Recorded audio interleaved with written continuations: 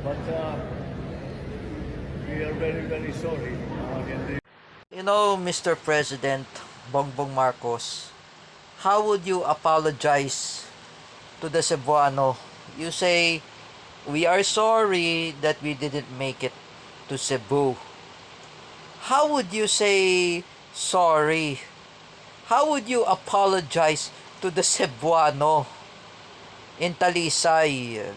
Like I said before, how would you say you gonna apologize to the Cebuano? How would you say sorry? Sorry is not enough, Mr. President Bongbong Marcos. You are a fake president of the Philippines. You are the worst president of the Philippines. How would you say sorry? Like I said before, say about the public apology when she says sorry, she never repeated again. Oh, like for example, Teacher May was called Paula Nunez, and she said, "I'm sorry." Oh, Paula should never repeated, but she learned how to apologize. That's a good thing to Paula. What about you, Bongbong Marcos? You are a fake president of the Philippines. You're a worse president of the Philippines. And then you say sorry to the Cebuano.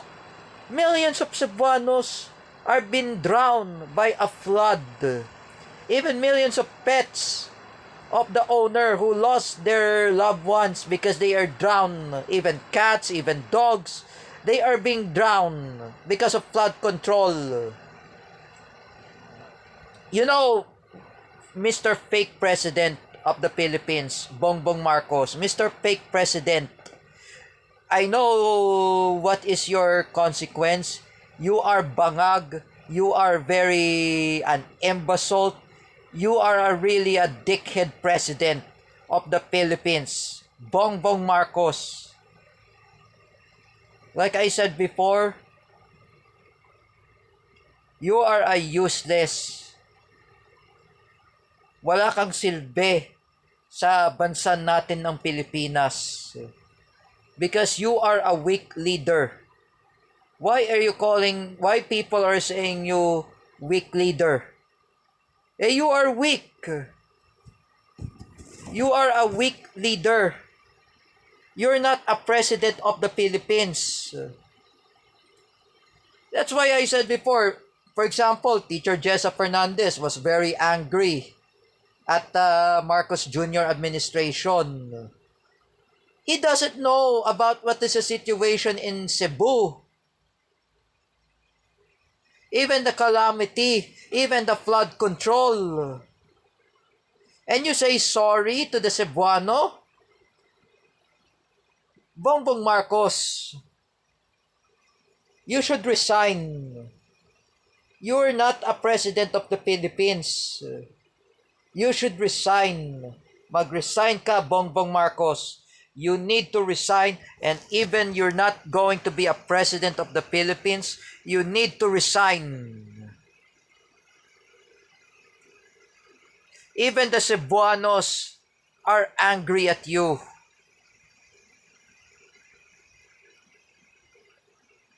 What kind of president of the Philippines are you, Bongbong Marcos?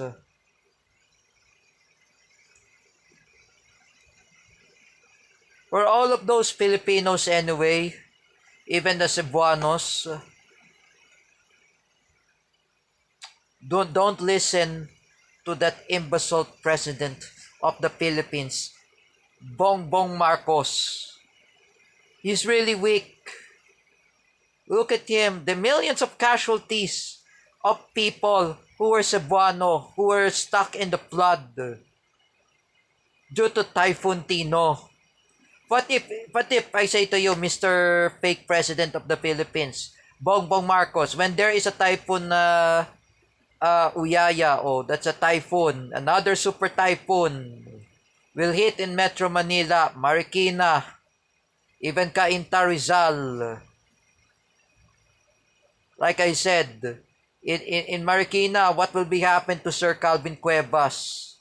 What will be happen to Teacher Jessa Fernandez? If they stuck in the flood, if the flood destroy his computer of Sir Calvin Cuevas. That is your responsibility, Mr. Fake President Bongbong Marcos. You're not a president of the Philippines. You know, you are a weak leader. You have to resign. You need to learn your consequence. You're not a lawyer. You are a fake president of the Philippines. You didn't graduated in Wharton. You didn't graduated in University of Asia Pacific. And you really don't know what really happened in the Philippines. Bongbong Marcos, I am saying to you, if you want to resign, you need to drug test and hair follicle. That is a betrayal of the public trust. What kind of president of the Philippines are you, Bongbong MC Marcos Jr.? You are a fake president of the Philippines. Look at Sara Duterte. Sara had went to Cebu when there is a typhoon disaster. Look at Sara Joy Barcoma Duterte. She went to Cebu in Talisay to give relief goods to millions of Filipinos who were lost their homes. They gave them food, they gave them water, they gave canned goods and meals ready to eat. Eh, what about you, Mr. Fake President, Bongbong MC Marcos Jr.? You are a really weak leader. I am very so angry. I know I'm very disappointed. What kind of president are you? Ha? What kind of president are you? Ano bang klaseng presidente ka? That's why. You do not know what is really happening in the Philippines. You see that Miss Thailand, Warina Kram, my friend, the Miss Earthfire 2025, she is very angry at you, Mr. Fake President Bongbong Marcos. This is really what happened in Cebu. You know, this is what I'm continuing anyway, folks. I know we are very angry. We are very disappointed for what the President of the Philippines, what he's doing. Flood control. You didn't investigate. That's called flood control to the max. I never been in Cebu because I never been there. My friend Christian Megito was in Cebu. What's that? Compostela. But it's a far from Talisay.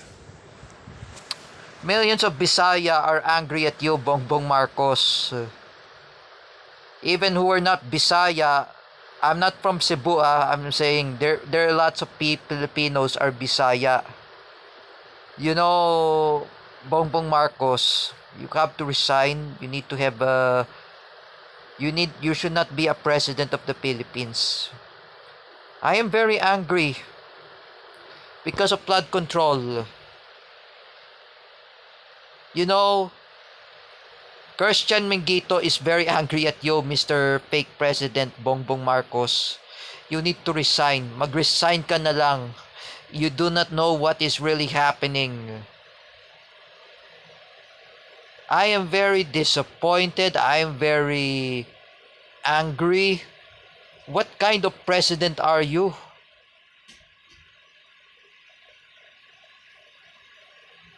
What if it is really happen if that super typhoon hit in Metro Manila, Marikina, Quezon City? Would you spend time with the party when there's a flood control? What a shame.